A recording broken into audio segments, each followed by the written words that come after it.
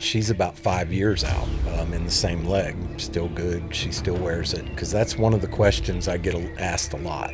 How long does the leg last? Nonprofits usually talk about impact, and I feel like this is almost way deeper than impact. It's like a legacy. So, what does like durability and accessibility mean to your nonprofit organization? In the beginning, I wanted to save the world. I still do.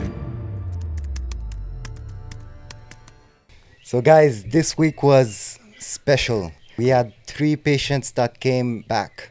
One of them received a leg 3 years ago, and the two others received them 2 years back. So they came in walking with their legs. This is what's incredible. The durability of this leg have surprised us all. So, Phil, when you started designing this leg, did you ever think that someone would come back after 3 years and we're walking on their leg? Probably not in the beginning, but as I saw the progression of the leg and we did some studies on the foot and the pylon, and just being in prosthetics for years, it's usually the socket that becomes worn, and it's about the same time frame as a commercial leg. Hope to Walk. We have patients. We have one lady out that she's about 5 years out in the same leg. Still good. She still wears it. Every person's going to be different by their activity levels. But yeah, it's been amazing that, here 2 years later and 3 years later, people walk in and said, "Oh, yeah, I've been wearing it." And we saw one that was very visibly worn. The guy had wired it up, he had glued things to it, like it's, visibly that he put the miles on it. And to see that is great, because that's one of the questions I get asked a lot. How long does the leg last? And again, it's different activity levels, but you're going to get 2 years, out of the leg if the fit's good and you're active. You'll probably get a couple of years out of the leg. Yeah, and actually we had minor repairs to do also. So it was like sockets that got too big and everything. So talk about this too because some people come in with their leg very inflamed. One of the things is if you have an amputation done and you have no real aftercare. You're sitting in a wheelchair or you're using crutches all the time. The fluid gorges that tissue, and so it becomes larger than it normally would be if you were walking or if you had a socket on there or even a compression sleeve that would keep that fluid down. In this environment, most people don't get anything like that. And so initially we'll put on a shrinker on a person and give them an hour or two, but ideally it would be good to have them in a shrinker for days before they would come in for a casting. But some of these people come from 6 and 8 hours away, so that's impossible. And so, when they come in, we try to get them down as small as possible. We build the socket and they get out and start walking, and that pump starts working again. And the volume of a socket can be as big as a grapefruit, and the next time you see it be as big as an orange, because of that fluid that's pumped out. And so the next step would be building a leg for that, which in turn will even last longer because there's not all of that tissue and fluid that you have there. Yeah. Wow. And nonprofits usually talk about impact. And I feel like this is almost way deeper than impact. It's like a legacy. So, what does like durability and accessibility mean to you for your nonprofit organization?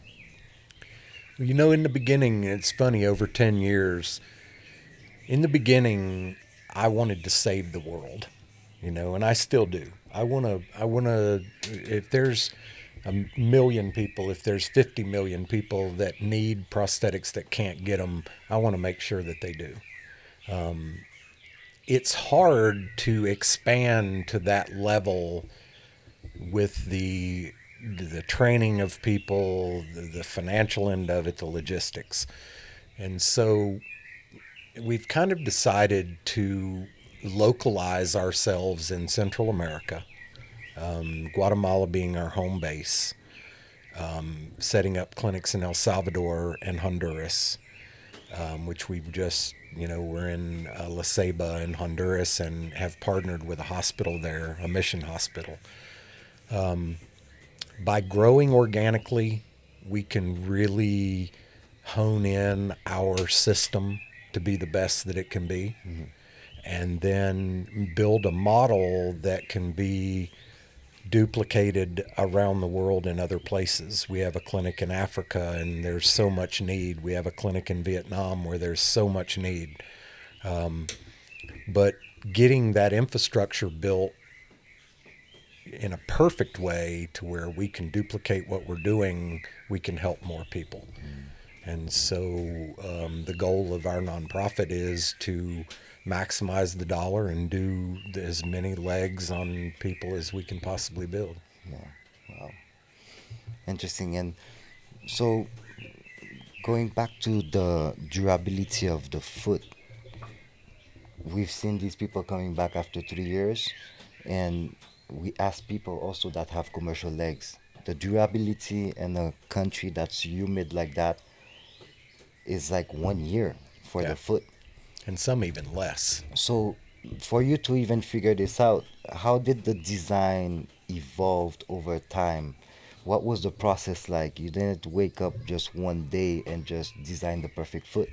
It was over time. So, share about the So story. in the industry, I was lucky enough to come into prosthetics when there were some, the old guys that built wooden sockets that used satch feet, and a satch foot is a solid ankle cushion heel, and it was a wood block with a cushion on it, and it had a very flexible front end. In the beginning, that was the only thing we had, and then they put toes on them to make them look more aesthetic, and then we developed the carbon graphite and energy storing feed and all of these things that came out that became very expensive compared to that satch foot. And the satch foot kind of fell to the wayside. You had a foot that, back in the day you could get for 75, 80, $100. Now an average foot is 1,100 to 1,200 up to 3 or 4 thousand bucks. And so in turn putting it further and further away from people who are impoverished. And so when I designed the foot, I designed it mechanically to where if the front end was ripped off, you could still walk on it. It's a block that has the same distance to the front as it does to the back, and it has a center post. And so, if it had nothing on it, you could still walk on it. And the idea behind that is that you're in a country in the highlands of Guatemala where if that foot breaks, the chances of getting it repaired is zero. The chances of replacing it is probably zero. So having a foot that, hey, it broke, but I can still walk, and I can probably get that foot at the same place because they can manufacture it here. They're providing jobs, and so that's the simplicity of the foot. And the biggest problem in what we do is the right, left, and sizes. So you have a woman's right and left, and you have women's sizes. You have an adult male size, right and lefts. And so before long, you have an inventory of, 60, 80 feet. Yeah. The hope to walk foot can be a woman's, a man's. It can be a right or a left. It can be whatever that, and it works. We've replaced them with commercial feet, and the patient walked around the room and said, wow, this is better than the foot I had. And so that's kind Wow. of how the foot has evolved. Yeah. And that leads me to this question, like, what do you wish people understood about the importance of a low cost product but that still carry a high value over time? What do you wish people understood about this? That's a funny one because we have been conditioned and we have learned in our lives that if something costs more, or if it's made of a high tech material like carbon graphite versus wood, that it's better, automatically better. Well, that one costs $2,000 and that one costs $20. So which I would much rather have this. But we're in a place where you don't understand that actually this would be better for you. than this. But because of that, we legs today start at $15,000, and they go up to $100,000 depending on what materials and what you put in them. Whereas our pylon, which is made of a piece of PVC water pipe with a dowel rod, wooden dowel glued on the inside, is stronger than a titanium or aluminum tube that's used in prosthetics today that's 50 times the amount as money. Yeah. So it's this is simple. I would challenge anyone to build a simpler leg, because that's what people have come to me over years and said, hey, I can tell you how to. Well, I can build $100,000 leg out of titanium and radial weave carbon graphite, but build me a leg that eventually we can get down to where just the cost of materials is less than $50, Yeah. and that person walks out the door that day. Yeah. You know, Wow. Yeah, so even seeing someone at the end walk after 3 years still walking with the same leg, that shows us how powerful the vision is, and to keep it going in a simpler direction. So that again, I want people to understand who you are as a person, because in one life you tell me experiences, it's like you already lived 10 lives. So what are some of these experiences that shaped you to continue the direction that you're going today? all of those blessings. Like, I have been blessed in my life to live 10 lives. I've done, seen, traveled. People say, "Oh, have you ever been?" Yep, I've been there, done it. All of my life, I've experienced more than most people could dream. And I met a shaman right here in the highlands of Guatemala 22 years ago, 24 years ago, who said that if you're blessed with a talent and you only do it for money, it's a job. But if you're blessed with a talent and you give back for nothing, it becomes a blessing. And so I have always kind of kept that in the back of my mind and lived by the fact that I've been blessed to do, if I died today, I've been blessed to do so many things that it's incredible. But to give this back, so someday when I'm not here and the younger people are moving forward with this project, that people in the world will never have to say I can't get a prosthetic because I don't have money.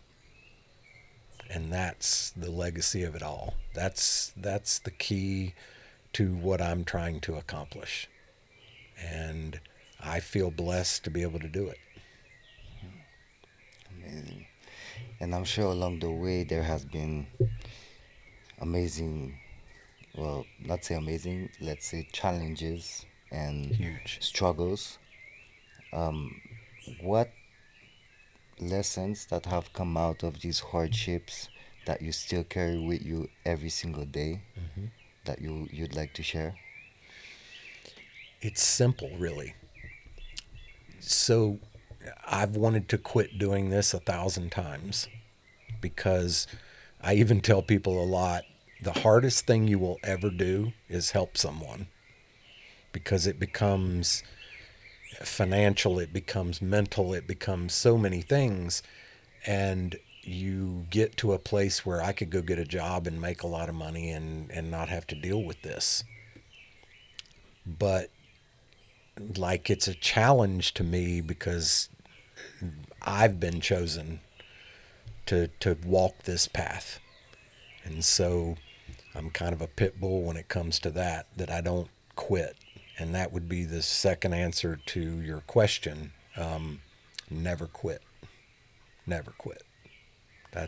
I live by it to the end. And so that's hope to walk is my life. And until the day that I drop over, I'm going to be continuing trying to build this organization to be the best it can be with people like us and people who ever want to be a part of an organization that cares and genuinely. It's not about the money. I never want to be rich. I want to be rich in how much that I've helped people around the world continue to walk. And so, wow, we have seen it all. And you remember Eddie, that guy that just started dancing in the Dominican Republic. Yep. So that just to imagine that this just started as a vision, and now it's something that's working, and we start seeing a clear path for the future of this mission. Yeah. How does that feel like? Well, it's even back up just a little bit. You're talking about the three people that came in this last week that had already had legs. One of them wore the leg to the point where he had wire wrapped around it, but he was still walking on it. So he comes back to this organization and he gets another leg for free that's better than the one that he had. It fits better, it's aligned better, he's able to walk better. You could see the smile on their faces. That's the longevity of Hope to Walk. That's how we build a family and a relationship where these people know they can trust us. They can come back and get another leg 2 years from now. And that's where we need the support of everyone out there. If you have $1 or $1,000,000, we want to be the best at what we do. We want to spend money wisely.